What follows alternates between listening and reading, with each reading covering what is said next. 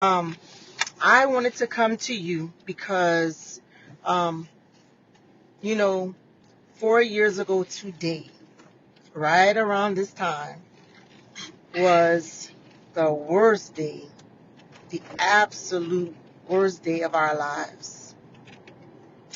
And I just wanted to get on just to kind of actually to give you an update, to let you know where we are, where at least where I am. I'm not going to speak for him because one of the things about grief is that everybody has their own way of grieving. Everybody grieves differently. There's so many horrible traditions that have been passed down from generation to generation. And these traditions, although they were meant to be good and helpful, they are not. Because what I realized through my own grief journey is that a lot of those traditions are the very things that keep people imprisoned and keep people from living the full life that they're meant to live. And so I wanted to take today to actually just share some of the things that I learned with you. It's not going to be long at all. Y'all know sometimes I can ramble on, but hopefully it really won't be long. So first thing is, you know, that very first year, year number one anniversary I was a hot mess.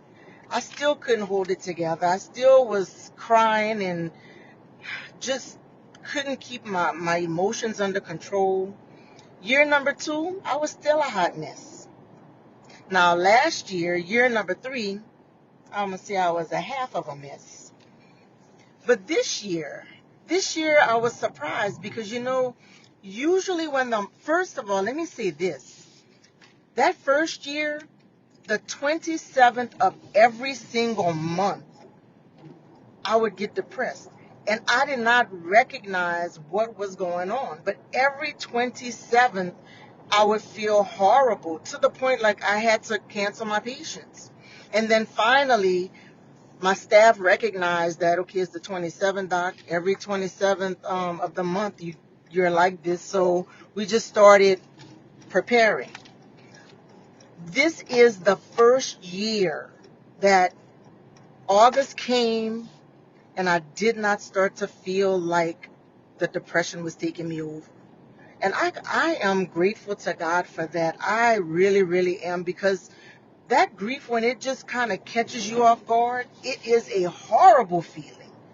It's a horrible feeling, and there's nothing you can do about it except ride it out. And the problem with it is you have these people who have good, their actions are well intended. I know they are well intended. But I want to share some stuff with y'all. Number one, time does not heal all wounds. That is a lie. I was supposed to say it was a myth, but it is an outright lie. If I cut myself, yes, it's going to heal. If I break a bone, yes, it's going to heal. But you tell me this, how do you mend a broken heart? You can't use glue, you can't use staples, you can't use tape. So how exactly is time going to heal my broken heart? And keep this in mind. Every single day I wake up in the morning, I am going to miss my baby. When I have to wake up again to the reality that Papa is not here, I am going to be hurting. So, no, time does not heal wounds that are related to the loss of someone or something that you love. So please throw that out the door and stop telling that to people. Number two, no two people grieve the same. Papa was both of our sons. We each had our own relationship with Papa. And so our grief it looked completely different. I wanted to be left alone. I wanted to just curl up in the bed. He needed the company. He needed the camaraderie. And while my tribe, I feel, is awesome, an awesome tribe, but my tribe knows me. They know that I can't take, if I am feeling down and out, I can't take the company and the noise. I need to be able to process it on my own. Philip is different. And guess what? We both respect the fact that we grieve differently. It should never be the issue that leads to arguments and leads to discord in any relationship. It's just a simple matter of respecting the fact that people grieve differently, and you need to let people grieve however they're going to grieve. Which leads me to the third thing. Stop saying, I know how you feel. You have no idea how I feel. Not a single bit do you know how I feel. I don't know how he feels. He doesn't know how I feel. I don't care if you lost a child as well. Don't ever tell anybody I know how you feel, because it really devalues what that person is going through. And it's something, again, I know it's not said to be a malicious thing, but these are things that we have to do away with, because people are hurting. They are hurting and they can't even move on because people keep saying things that make no sense at all. And I am what, let me tell y'all, I remember being on that floor crying one night, Lord, I do not understand. And he made me remember all of the times that I, so say, called myself counseling and loving on people who were grieving. I remember one of my patients who lost her son. And I remember immediately like crying harder and thinking to myself, God, I had no idea this girl was hurting this much. I had no clue. I had no clue she was feeling that broken and shattered. Oh my gosh. And I felt like I needed to call everybody that I had ever said any words to just apologize. Again, not said maliciously, but I pray that every one of you can just hear what I am saying. Grief is different for different people. Do not force your way of grieving on somebody else. And lastly, please, by all means, you need to purge all of those nasty emotions out of your body.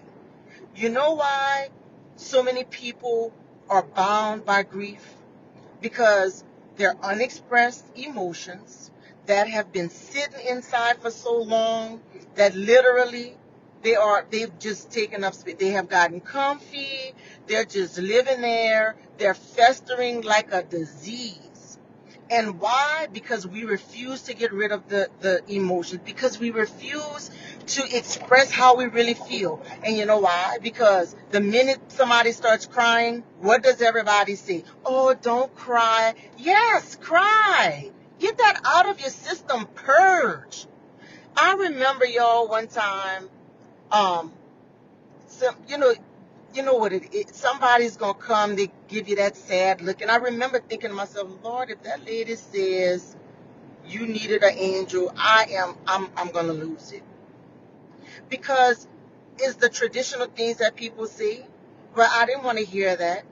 But I had to, because at the time I was not expressing myself enough. So I hope that this is helpful. I am stronger. Yes, I am stronger, but I'm sad every day. But I do know that one of the reasons that I am able to share this stuff with you is because I stopped caring what people think. I am going to feel how I'm going to feel. I'm not hiding it. And I encourage each and every one of you to do the same. So I did this class called Grief Recovery Method. And I have been able to help so many people get past that hump, that obstacle, actually the roadblock. Let me not say a hump, the roadblock that grief has set up for so many people. And so I want to share with you a lot of the things that I have learned. I have decided actually to just take it to another level. So on September the 13th, and you can see the link on the live, September the 13th, 2023, at 6 o'clock p.m. on Zoom, I invite all of you to join me just so you can hear more about how to escape the jaws of grief and live a life with purpose again. because we all deserve to live a life with purpose. If we are still here, God still has us here for a reason. So those of you who are interested, please click the link and register. If you know of anybody who needs to hear what I have to say, please share it with them. I am on a mission. I am on a mission to help people get over this grief. I am on a mission to help break down that roadblock so that they can live a life with purpose. And we can do it. We just have to face that grief head on.